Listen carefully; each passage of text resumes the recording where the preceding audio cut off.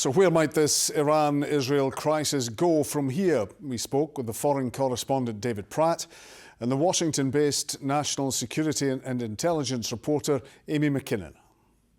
Amy, that's what the Prime Minister has been saying. What about President Biden? Well, President Biden, the US came to Israel's aid during this attack on Saturday night. US fighter jets were scrambled in the region, as interestingly were those of other Arab countries in the region and also the UK, of course.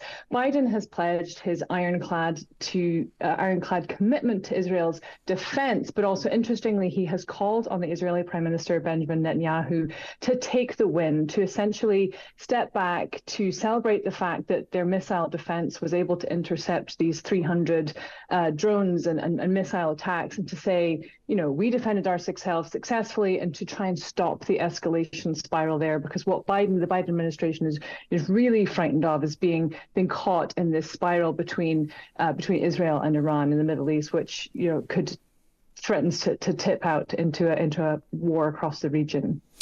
David, the Israeli War Cabinet has also been meeting to discuss its response to the attack. What sort of discussions will they be having? And maybe, first of all, will they listen to Biden? Whether they'll listen to Biden or not is a $64,000 question. It's not the first time that Netanyahu and the Israelis have actually defied Biden, particularly in recent months. In terms of what they'll be talking about, again, it will be great to be a fly in the wall.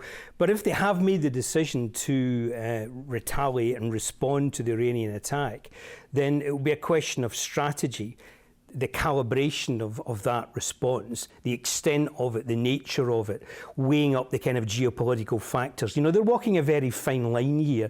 That line between being seen to do something for their domestic, for the Israeli audience, they need to be seen to respond.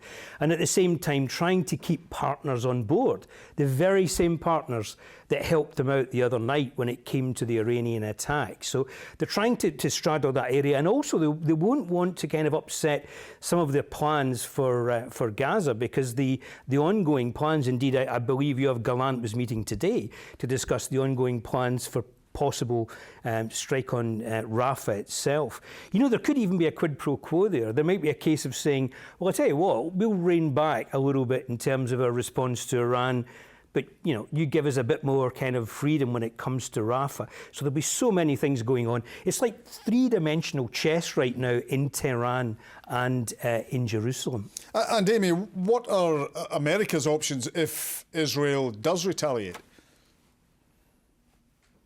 Well, at the moment, they're relying very heavily on diplomacy to try and prevent Israel from retaliating, to encourage them to take the win, as I said earlier, or at the very least to try and limit the ways in which Israel retaliates to this, because there's a whole spectrum, in this decades-long shadow war between Iran and Israel. Israel's developed a whole arsenal of kind of ways to try and check Iran in the region. So it could be something very discreet, like a cyber attack. They have a long history of launching cyber attacks against Iran's nuclear facilities. It could be something like targeted assassination of their generals, or something, or the great fear being an all-out direct attack on Iran. So there's this whole kind of spectrum of possibilities which are on the table, and what the Biden administration is doing right now is leveraging, scrambling all of their diplomatic efforts to try and to pull Israel back on this.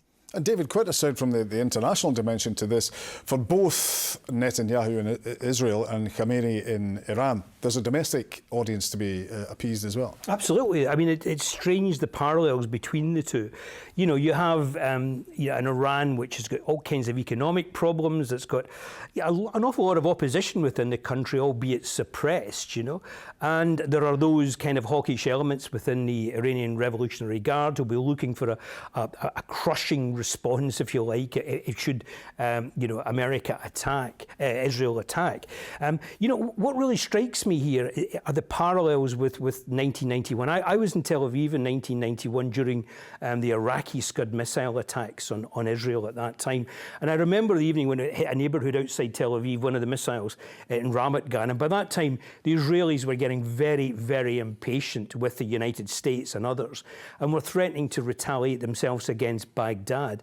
And these squeezed concessions out of America at that time, an extension of the settlement programme, the Patriot missile batteries. And to his credit, Yitzhak Shamir at that time backed off from going ahead with a strike on Baghdad itself.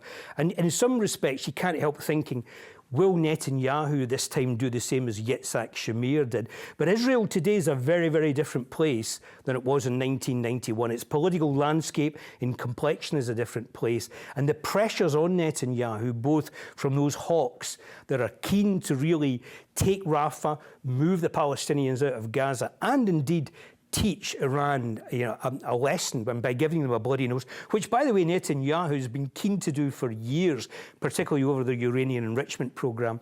Those are the kinds of pressures that will be on both Khamenei and on Netanyahu himself. And Amy, the domestic pressures in the United States, traditionally the US has always been very supportive of Israel, but is that still as solid as maybe it always has been?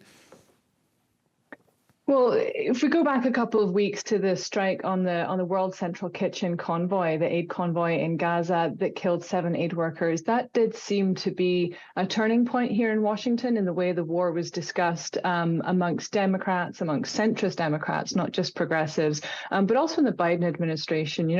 The charity that Jose Andreas, who runs that charity, is very close to a lot of the Washington elite here, and that he's a figure that people know, and I think that he's a familiar face, and I think that really shocked a lot of people in Washington, including the president. And you saw that phone call between Biden and Netanyahu earlier this month, him saying, if you don't change your policy, your approach in Gaza, if you don't let in more humanitarian aid, that the US may be forced to change its policy. Now, Biden did not outline what that policy change would be. There's, of course, growing pressure, even from within his own party, to put conditions on the kind of military aid that they're sending to Israel, for billions of dollars every year that the US gives to Israel, on things like 2,000-pound bombs, which can take out whole city blocks, and to more closely examine the ways in which this military aid is being used in Gaza, and its connections to the very, very high civilian death toll there.